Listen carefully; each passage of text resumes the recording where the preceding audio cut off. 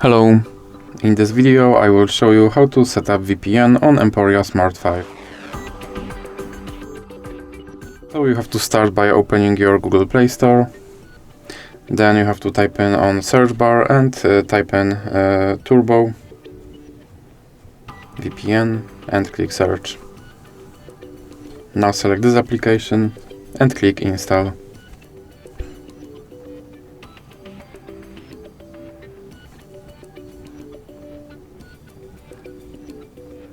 Now you can click open, and here you can click agree and continue.